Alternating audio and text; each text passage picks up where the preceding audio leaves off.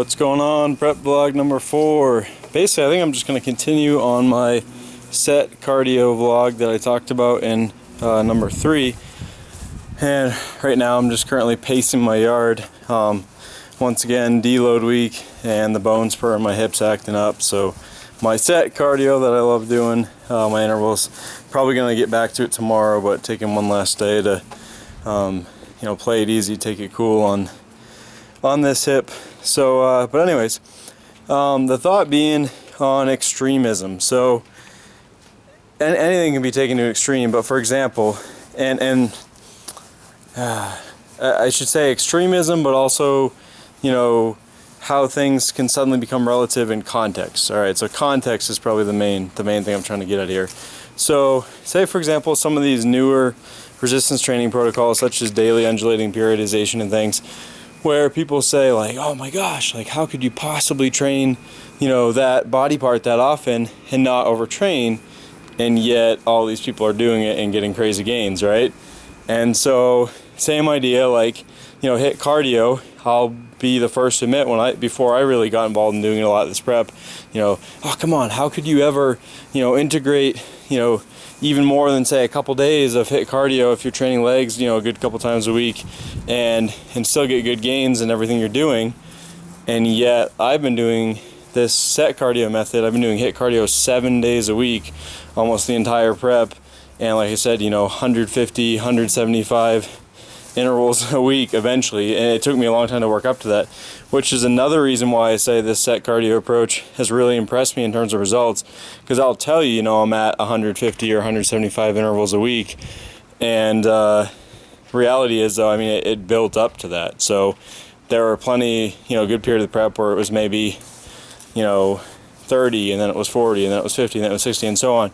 And so by fracturing it up, as I talked about in the previous video, check that out if you didn't get a chance to see it, basically breaking your cardio down into those mini blocks, been able to incorporate way more volume than I ever would have thought. And so here's where it's going into the part where I was going to say about extremism. So I've heard a lot of people say, to truly do hit right, every single 10 or 15 or 20 second burst you do should be like life or death. Like you got a friggin' tiger or something chasing you, and if you don't give it everything you've got, it's like it's not really worth it. Man up and do it all out. I certainly can see the point of that. Obviously, a lot of research studies are done where they're in a laboratory setting and they got the lab assistants, screaming at people and really encouraging to make sure they give it every last ounce they got.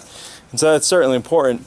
But just as, the same philosophy of, okay, so you don't have to take every set till absolute failure with resistance training, and it's okay, and you can still make good gains, and in some ways likely probably better gains, right, because you're keeping some in the tank to allow more total volume. How is that not also at least somewhat so in certain scenarios with hit training? I guess I just don't buy these ideas that if you don't give it every last ounce you have on every 10 or 15 seconds, you're a pussy, and therefore it's not useful.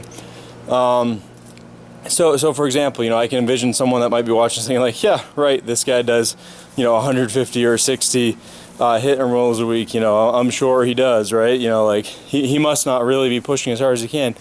Well, I'll be honest, guys. I could, each of my hit intervals, I probably could go a little harder, but it's all it's walking that fine line.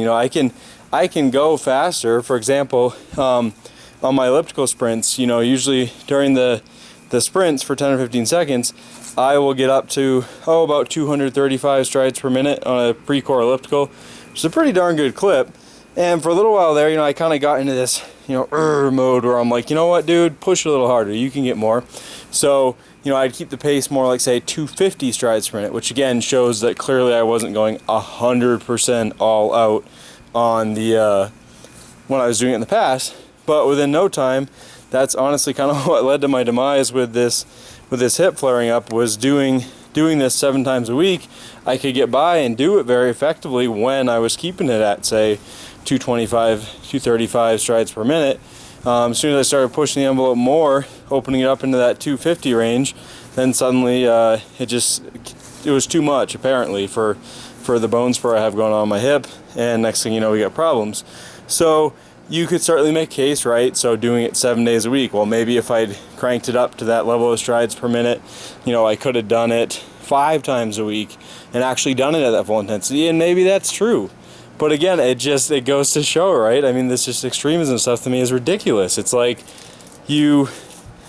it's so much context. There is so much context to everything, and so to just say that you have to do it this way or that, and I've been guilty of it myself, but I just think there's so many of us where we say, you know, oh, come on, it's all context, it depends, and yet we do still, I think, find ourselves guilty often of making up, I don't even say making up, but, you know, setting these rules, right, where, well, this is exactly how it needs to go, or unless you do it exactly this way, it's a problem, or you're not truly doing it.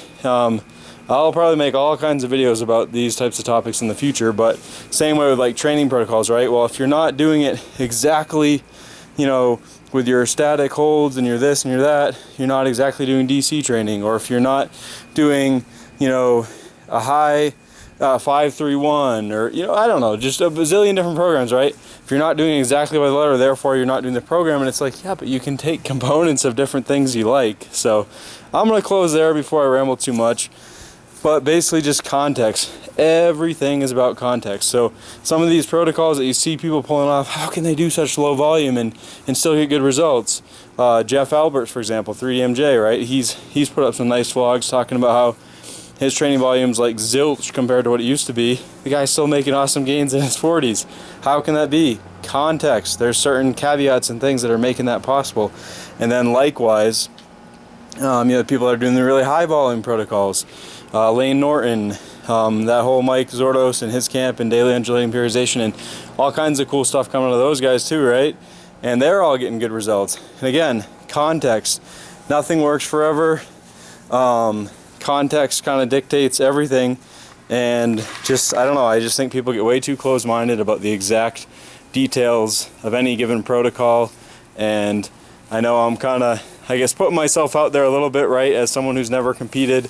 I've felt often, you know, like don't speak up, because people will be like, who the heck is this guy to go and make comments like this. But hopefully I'll do all right on stage, and you all will think that maybe there's actually something to some of the things I'm saying when it's all said and done, and hopefully this was helpful. Thanks, guys.